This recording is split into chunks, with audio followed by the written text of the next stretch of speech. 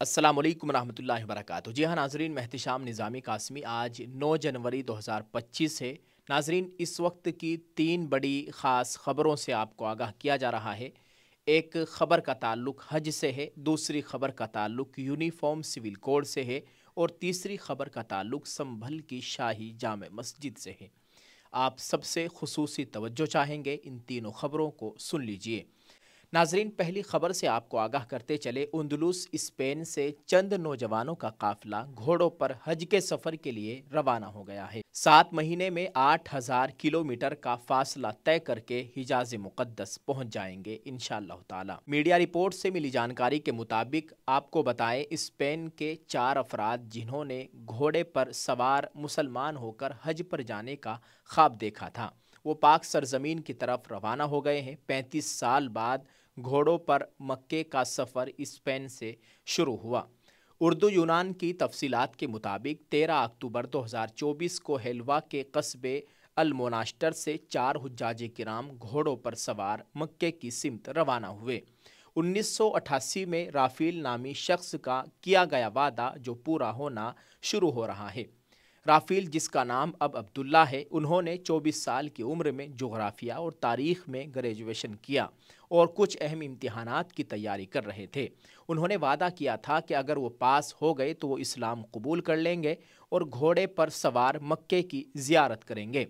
और फिर वो इम्तिहान कामयाबी से पास कर गए और तब से उन्होंने इस्लाम कबूल किया और मुसलमान हो गए। बरसों की पेशावराना और ख़ानदानी ज़िंदगी के बाद 2024 में रिटायरमेंट के करीब आने के बाद वो अपने वादे का दूसरा हिस्सा पूरा करने के लिए घोड़े की पीठ पर बैठकर मक्के के सफ़र पर रवाना हो गए हैं।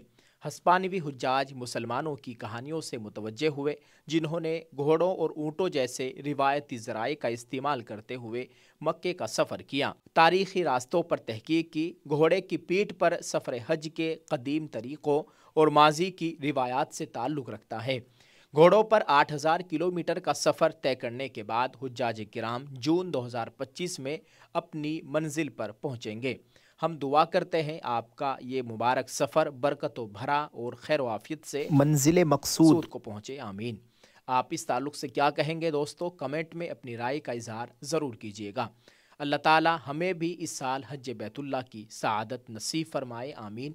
आप सब लोग इस दुआ पर आमीन कहते हुए वीडियो के कमेंट में आमीन ज़रूर लिखें। नाजरीन, दूसरी खबर से आपको आगाह करते चले, शाही जामे मस्जिद की इंतज़ामिया कमेटी ने सुप्रीम कोर्ट से रुजू किया है और उत्तर प्रदेश के संभल ज़िले में वाक़ शाही जामे मस्जिद के दाखिली दरवाज़े के करीब वाक़ सीढ़ियों और एक निजी कुएं के सिलसिले में सूरत हाल जूं की तूं बरकरार रखने के हुक्म की मांग की है।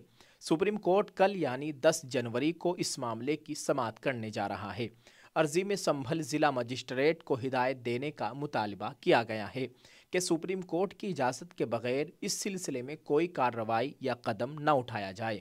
इससे कबल 29 नवंबर 2024 को सुप्रीम कोर्ट ने संभल की ट्रायल कोर्ट को हिदायत दी थी कि जब तक इलाहाबाद हाई कोर्ट कोई हिदायत नहीं देती, जामे मस्जिद तनाज़ा केस पर कोई कार्रवाई न करे।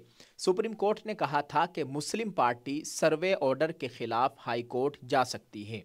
चीफ जस्टिस संजीव खन्ना की सरबराही वाली बेंच ने कहा था कि trial court Allahabad high court के हुक्म पर अमल करेगी। सुप्रीम कोर्ट ने एडवोकेट कमिश्नर की रिपोर्ट सील रखने का हुक्म दिया था। अदालत ने कहा था कि इस रिपोर्ट को फ़िलहाल पब्लिक न किया जाए। सुप्रीम कोर्ट ने कहा था कि इबादत गाहों के कानून पर अलग से समाअत चल रही है और इस मामले को वहीं रखा जाए। नाजरीन, आप इस खबर के ताल्लुक से क्या कहना चाहेंगे? कमेंट में अपनी राय ज़रूर पेश कीजिएगा। और संभल की शाही जामे मस्जिद और दीगर मसाजिद जिन पर मंदिर होने का दावा किया जा रहा है, सभी के लिए दुआ फरमाए अल्लाह ताला इन इबादतगाहों की मुकम्मल हिफाजत फरमाए, आमीन। जी हाँ दोस्तों, ये मेरे हाथों में आप देख सकते हैं, ये अपडेट होकर आ गया है अल नुसरत साबुन। आप इस साबुन को एक मरतबा ज़रूर इस्तेमाल करके देखिएगा। नहाने वाला साबुन है और कुदरती चीज़ों से इस साबुन को तैयार किया गया है। एलोवेरा, ग्लिसरीन, मिल्क, मुल्तानी से اس کو تیار کیا گیا ہے۔ آپ اس کو آن لائن خریدنا چاہتے ہیں تو اس ویڈیو کے ڈسکرپشن میں میشو کا لنک ہے، آپ وہاں پر جا کر اس صابن کو خرید سکتے ہیں۔ اسکرین پر دیے گئے نمبرات پر آپ رابطہ کر سکتے ہیں۔ ایک مرتبہ ان لوگوں کو ضرور خدمت کا موقع دے۔ شکریہ۔ ناظرین، تیسری خبر سے آپ کو آگاہ کرتے چلے، اتراکھنڈ کے وزیر اعلیٰ پشکر سنگھ دھامی پہلے ہی ظاہر کر چکے ہیں کہ ریاست میں یونیفارم سول کوڈ یعنی UCC کا جلد نفاذ ہوگا۔ اب اس سلسلے میں سرگرمیاں بھی عروج پر ہیں۔ ان سرگرمیوں کو دیکھ کر امکان ظاہر کیا جا رہا ہے کہ یوم جمہوریہ یعنی 26 جنوری کے موقع پر یا پھر اس کے بعد کبھی بھی ریاست میں یونیفارم سول کوڈ نافذ ہو سکتا ہے۔ یونیفارم سول کوڈ کے شرائط و ضوابط کا لیجسلیٹو ڈپارٹمنٹ میں تجزیہ کیا جا رہا ہے، ساتھ ہی اس میں مختلف طرح کی درخواستوں کے لیے رجسٹریشن فیس بھی طے کرنے پر مشورہ ہو رہا ہے۔ قابل ذکر ہے کہ اتراکھنڈ میں سبھی شہریوں کو یکساں حقوق فراہم کرنے کے مقصد سے ریاستی حکومت یکساں سول کوڈ قانون پہلے ہی بنا چکی ہے۔ اسے نافذ کرنے کے لیے شرائط و ضوابط بھی تیار ہو گئے ہیں۔ اسے لیجسلیٹو کے پاس تجزیے کے لیے بھیجا گیا ہے، جہاں سرگرمی جاری ہے۔ شرائط و ضوابط کا جائزہ لے رہے ہیں۔ افسران یہ دیکھ رہے ہیں کہ اس میں کسی بھی مرکزی قانون کا دہراؤ نہ ہو۔ میڈیا رپورٹس میں بتایا جا رہا ہے کہ یکساں سول کوڈ کو زمین پر اتارنے کے لیے بلاک سطح کے ملازمین کو تربیت دینے کا عمل شروع ہو چکا ہے۔ اس کے لیے ملازمین کو پہلے ہی نشان زد کر دیا گیا تھا۔ ریاست میں مختلف محکموں کے تقریباً 1500 ملازمین کو تربیت دی جائے گی۔ تربیت دینے کے لیے ایک ادارے کو ذمہ داری دی گئی ہے جو ملازمین کو یکساں سول کوڈ کی باریکی کو سمجھائے گا اور انہیں نافذ کرنے کی جانکاری دے گا۔ ناظرین، واضح رہے کہ وزیر اعلیٰ پشکر سنگھ دھامی پہلے ہی کہہ چکے ہیں کہ جنوری ماہ میں یونیفارم سول کوڈ قانون کو نافذ کر دیا جائے گا۔ ریاست میں بلدیاتی انتخاب کے ووٹوں کی گنتی 25 جنوری کو ہوگی۔ ایسے میں امید کی جا رہی ہے کہ 26 جنوری کو وزیر اعلیٰ اس قانون کو نافذ کرنے کا اعلان کر سکتے ہیں۔